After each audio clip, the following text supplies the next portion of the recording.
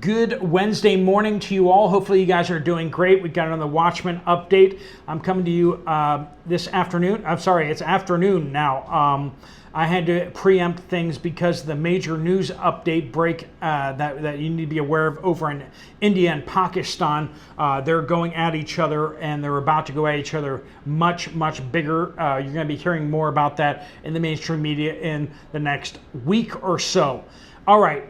News items here. In addition to Pakistan and India mobilizing their military forces to the border, we have the United States military rebuilding its jungle warfare center down in Panama, as Venezuela next door is mobilizing its military, quote, massive mobilization. Big deal there. We got the strongest solar flare since October 2024. It's a big one happening yesterday and today.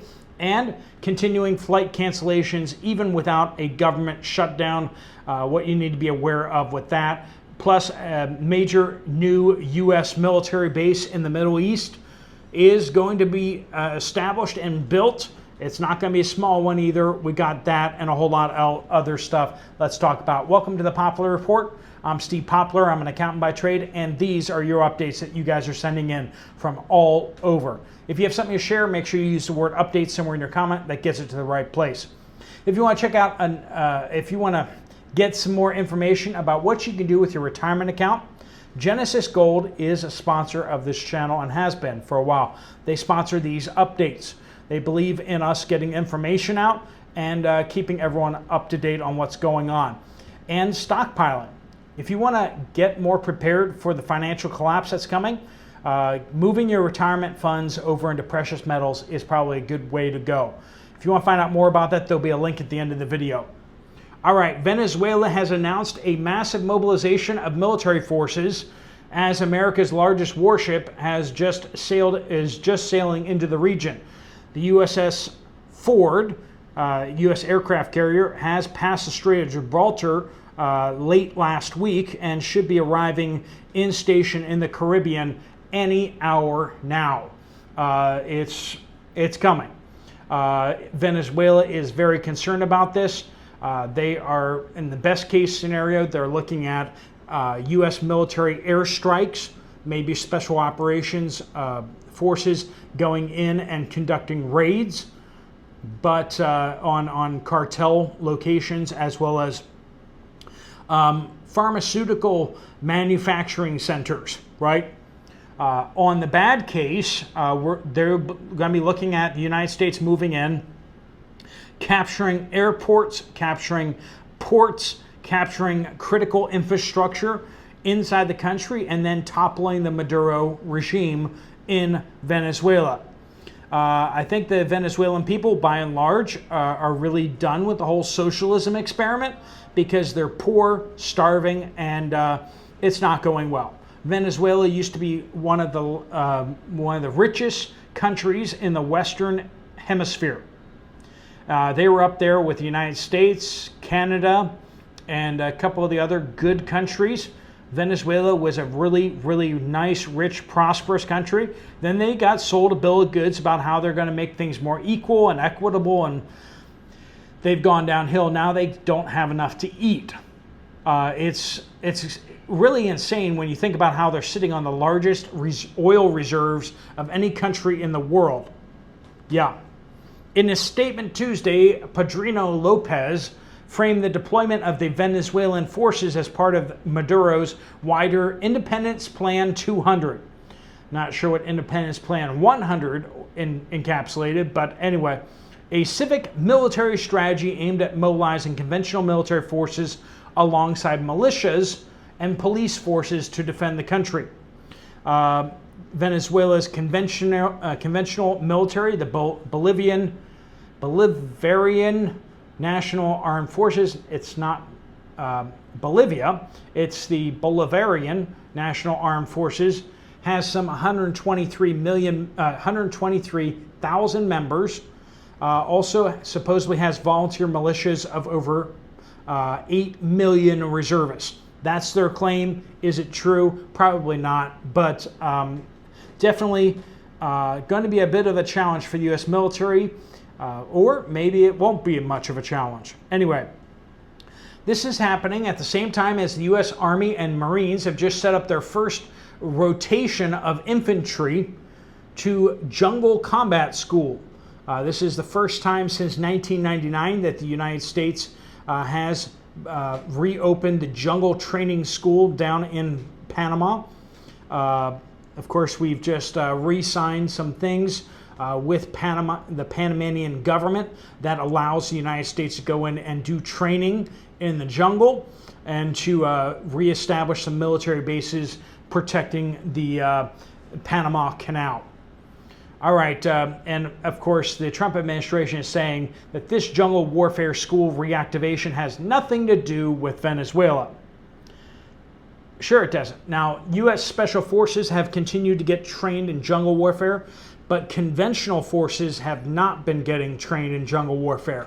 So this is U.S. Marines as well as U.S. Army units now moving in to be trained.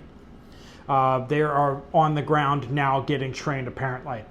Russian Foreign Minister Sergei Lavrov said Tuesday that Moscow was ready to discuss Washington, D.C.'s accusations by President Trump that it has carried out secret underground nuclear tests. So I don't know where President Trump is getting the information that I haven't heard on the mainstream media or in the regular sources out there that any nuclear tests have been conducted. The UN regulatory agencies have not accused Russia of that. European intelligence agencies as well as nuclear regulatory agencies have not said a word about Russia conducting underground tests. So not sure where that's coming from, but President Trump is saying it, and Russia's like, let's discuss this. Okay, we may see President Trump put his cards on the table, or not sure how this is going to unfold. Anyway, flight disruptions will persist after the shutdown ends. We have a shutdown agreement that's going to get passed through the House of Representatives later today. That's going to get passed. It's going to get signed by President Trump today, and the shutdown will end. Now, what that will look like exactly, I don't know, but flight disruptions will persist even after the shutdown ends. This is coming from airlines. They're warning us that it's not going to be over. Air travelers should expect worsening conditions and delays this week, even if the government shutdown ends, which it will shortly, as the Federal Aviation Administration rolls out deeper cuts to flights at 40 major U.S. airports. We're going to be seeing almost half of the flights across the United States being shut down. That's major stuff. That's where we're headed towards 10%, and then it can go up from that because it also starts to snowball.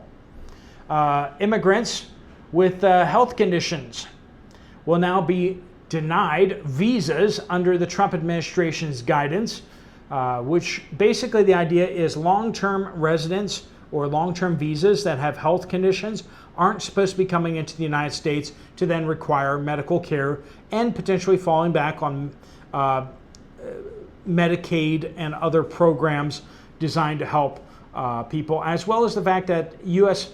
Hospitals are required to provide life-saving assistance regardless of ability to pay. So people can walk into the country and then get free health care at the trauma centers and at where all the ambulances come in, right?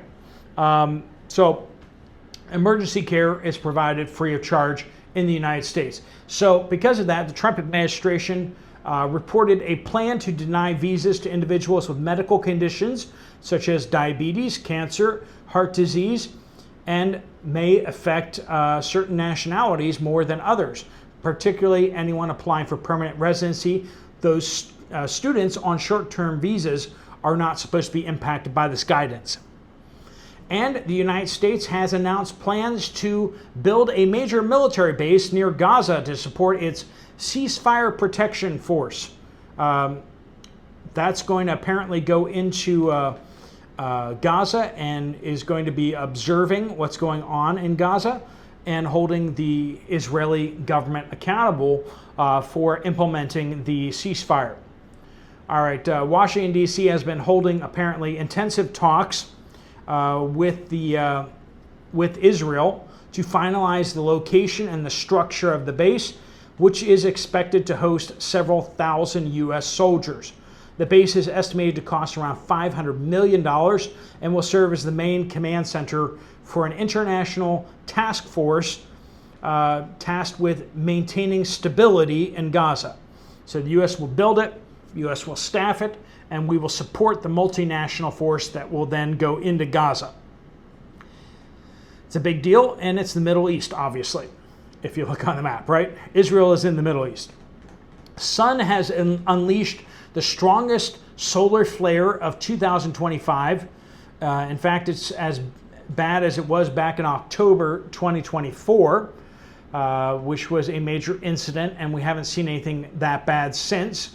So if you're seeing disruptions to cell phones, GPS, that kind of stuff, that all will definitely be happening. As we mentioned this morning, multiple have perished and injured after a car blast in Islamabad, Pakistan.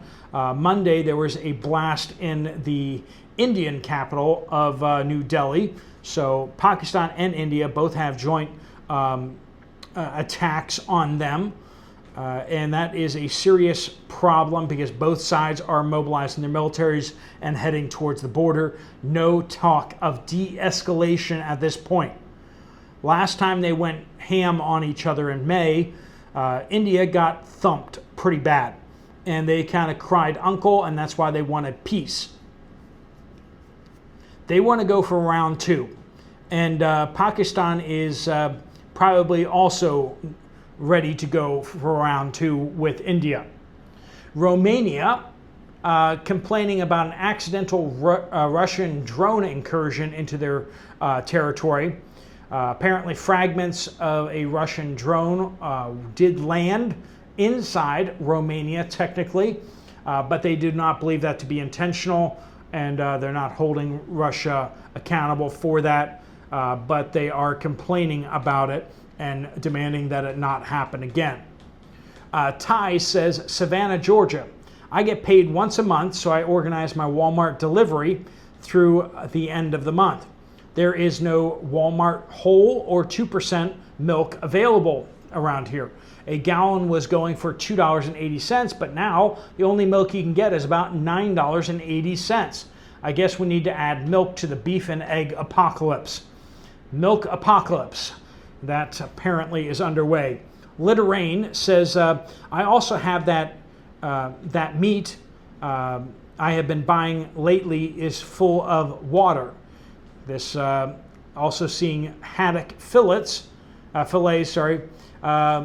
bought were half water and turned out tasteless and dry after cooking. So we're seeing a lot of water injected into meats as well as chicken and now seafood as well. Eyes Wider says, Tacoma, Washington State. I went grocery shopping this weekend. There was very little beef at the two stores that I went to. The stores were well stocked. I did notice, however, that there's a lot more processed food and snacks available, not as many fresh foods and meats and such. The seafood department is also a lot smaller. The selection was minimal there. Kenneth says, I bought a green bell pepper at Walmart in Memphis. It felt firm on the outside, no bruises. And the next day when I cut it open, it was solid mush on the inside. You can never tell what you will get. Big Blue says, Lehigh Valley, Pennsylvania. Regarding Walmart Plus, recently my wife's renewal came due, and when she called to cancel, because it was $100 instead of the $50 to sign up for, she was offered a $50 discount on the renewal. So she accepted the offer, so $50 instead of the $100. Walmart Plus is pretty nice for the most part, but we'll get to that in just a moment here. Someone else chiming in on why they don't like Walmart Plus and any delivery things. She buys a lot of canned cat food for the dozen or so stray cats that she feeds. And in our latest order, she also bought 2 large laundry baskets, so they filled them with the canned cat food. But as we emptied them, we discovered the bananas she ordered underneath all the cat food. About 2 dozen 22-ounce cans of cat food. So that's a banana split, you could say, but not the tasty kind. Sharon says, instead of keeping water in plastic jugs, which is a way to kind of bulk up on water that you have, you can take the water out of the plastic jugs and the water bath process can that water into jars. I have done this with my unused jars. So if you have enough jars, you can get some drinking water into those jars, depending on how many jars you have. But remember, you need to have 1 to 2 gallons of purified drinking water, essentially, for a person per day. 1 gallon is minimum, and then you also need water to wash your dishes and to cook with and that type of thing. Marty says, thanks to the Watchmen who reported on her daughter being told she had something on her pants at the store and told to go to the bathroom to get changed or whatever, to clean herself up. Maybe I'm overly paranoid, but I would also not rule out the possibility that this guy with the accent may have been working in partnership with someone else there. She could have gone to the restroom and been followed by that guy or let down her guard, but someone else could have been there waiting either in the restroom or along the way as well. This summer I went into a local Walmart restroom and there was a phone camera on the floor facing up right at the toilet. I notified the staff and they also thought this was unusual and not just somebody forgot their phone. Head on a swivel, people. Yeah, people are crazy, and the way that the United States is moving these days, you got to be watching everybody. You got to be watching yourself and watching out for others around you. Jennifer says, eat Fall's brand sausage if you're eating sausage. Jimmy Dean is disgustingly packed with salt and nothing and other things. Fall's brand is from Idaho and made in Idaho. Way less salt, and it tastes and smells like sausage when it's cooking. Some folks were just reporting the other day that Jimmy Dean is made out of chicken now. They just added that. NT says, I prefer shopping in person. I want to personally see what I'm buying. If it's produced, does it look fresh? Is there any visible mold? And if it's eggs, are there any of them broken? Is there anything bulging, cans and such? How far is anything I'm looking at from the best buy date? So getting to pick out your own stuff, right, is super important. If it's a bag, is there a hole in the bag and is it torn? With the home delivery stuff, you don't really get to choose that. Also, there aren't a lot of things in the shopping and delivery services that will do a good job of checking for you. So, all right, friends, thanks so much for chiming in on what you guys are seeing out there. If you have reports, make sure you use that word update somewhere out there. It's pretty early in the day here, but afternoon there. All right, friends, thanks so much for watching. If you want to get some more information from Genesis Gold about what you can do with your retirement account, there's a link right there on the screen. If you want to check out another video from this channel, there's one right up here. I'll see you over there, or I'll see you guys later. Steve Poplar of the Poplar Report out.